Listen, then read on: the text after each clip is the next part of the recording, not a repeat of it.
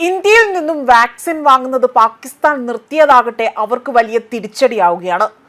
അവിടുത്തെ പിഞ്ചു കുട്ടികൾക്കുള്ള വാക്സിനേഷൻ പോലും നൽകാൻ കഴിയാത്ത ഒരു ഗതികെട്ട അവസ്ഥയിലേക്ക് പാകിസ്ഥാൻ കൂപ്പുകുത്തുകയാണ്. അതായത് പാകിസ്ഥാൻ വലിയ രീതിയിൽ വലയുന്നതായിട്ടുള്ള റിപ്പോർട്ടുകളാണ് പുറത്തു വന്നിരിക്കുന്നത്. പാകിസ്ഥാനിലാകട്ടെ വാക്സിൻ പ്രതിസന്ധി രൂക്ഷമായി തന്നെ തുടരുകയാണ്.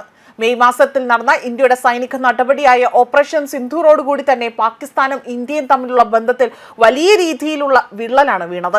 ഇന്ത്യയിൽ നിന്ന് കുറഞ്ഞ വിലയ്ക്കാണ് പാകിസ്ഥാൻ വാക്സിൻ വാങ്ങിയിരുന്നത്, അല്ലെങ്കിൽ ഇന്ത്യ നൽകിയിരുന്നത്. എന്നാൽ ഇപ്പോൾ 3 ഇരട്ടി വില നൽകിക്കൊണ്ട് മറ്റ് രാജ്യങ്ങളെ ആശ്രയിക്കേണ്ട ഒരു ഗതികേടാണ് ഭീകരവാദത്തെ പാലൂട്ടി വളർത്തുന്ന ഈ രാജ്യത്തിന് ഉണ്ടായിരിക്കുന്നത്. മാത്രമല്ല, വാക്സിൻ ക്ഷാമം അതിരൂക്ഷമായതോടുകൂടി തന്നെ കുട്ടികൾക്ക് മറ്റ് ജനിതക രോഗങ്ങൾ വർദ്ധിക്കുവാനും മറ്റും കാരണമായിരിക്കുകയാണ് എന്നും കണക്കുകൾ സൂചിപ്പിക്കുന്നു.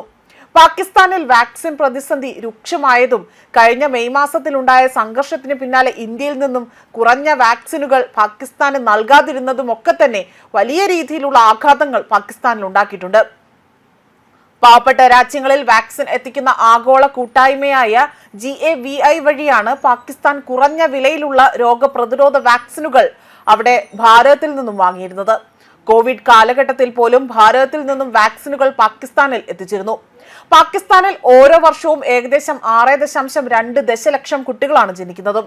ഇവർക്ക് വേണ്ട വാക്സിനുകൾ എത്തിക്കുന്നതിൽ ഇപ്പോൾ പ്രതിസന്ധികൾ വലിയ രീതിയിലാണ് രൂക്ഷമായിരിക്കുന്നത്. മുമ്പുണ്ടായിരുന്നതിൽ നിന്ന് 3 ഇരട്ടി വില നൽകിക്കൊണ്ടാണ് ഇതിപ്പോൾ വാക്സിൻ വാങ്ങിയിരിക്കുന്നതും. ഇതോടുകൂടി തന്നെ തങ്ങളുടെ സമ്പദ് വ്യവസ്ഥ വലിയ രീതിയിൽ സമ്മർദ്ദത്തിലാകുന്നു എന്നതാണ് പാകിസ്ഥാന്റെ ആരോഗ്യമന്ത്രിയായ മുസ്തഫ കമാൽ വ്യക്തമാക്കിയിരിക്കുന്നത്. മാത്രമല്ല, പാകിസ്ഥാനിൽ വലിയ രീതിയിലുള്ള സാമ്പത്തിക പ്രതിസന്ധി അവർ നേരിടുന്നതായി തന്നെ ഇതിനോടകം റിപ്പോർട്ടുകളടക്കം പുറത്തു വന്നതാണ്.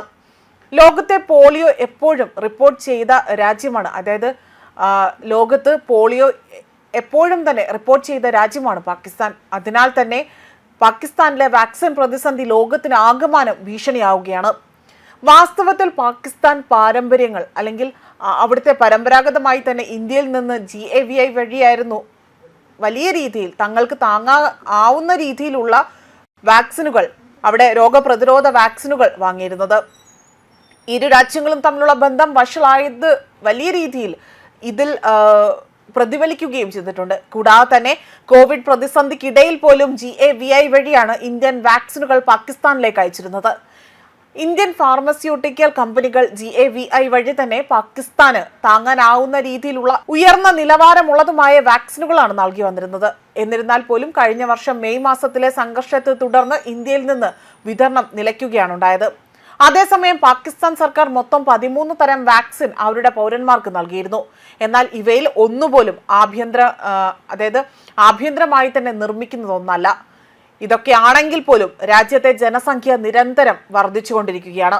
ഏകദേശം 240 ദശലക്ഷം ജനസംഖ്യയുള്ള പാകിസ്ഥാൻ ലോകത്തിലെ ഏറ്റവും ജനസംഖ്യയുള്ള 5ാമത്തെ രാജ്യമാണ്. പാകിസ്ഥാനിൽ ഓരോ വർഷവും ഏകദേശം 6.2 ദശലക്ഷം കുട്ടികൾ ജനിക്കുന്നുണ്ട്. അവർക്ക് വാക്സിനുകൾ ആവശ്യമാണ്. അതിനാൽ തന്നെ രാജ്യത്തെ വാക്സിനുകളുടെ ആവശ്യം വർദ്ധിച്ചുകൊണ്ടേയിരിക്കുന്നു. സ്വയം പര്യാപ്തത കൈവരിക്കുന്നതിനായി തന്നെ പ്രാദേശികമായി വാക്സിനുകൾ നിർമ്മിക്കുന്നതിനായി തന്നെ സൗദി അറേബ്യയുമായി പങ്കാളിത്തം സ്ഥാപിക്കാൻ പോലും പാകിസ്ഥാൻ ശ്രമം നടത്തിയിരുന്നു. ഈ ശ്രമമാകട്ടെ അത് പരിഗണനയിൽ ഉണ്ട് എന്നതാണ് ഇപ്പോൾ പാകിസ്ഥാൻ ആരോഗ്യ മന്ത്രാലയം നൽകുന്ന പ്രസ്താവനയിൽ വ്യക്തമാക്കിയിരിക്കുന്നത്. ന്യൂസ് ഡെസ്ക് കർമ്മ ന്യൂസ്.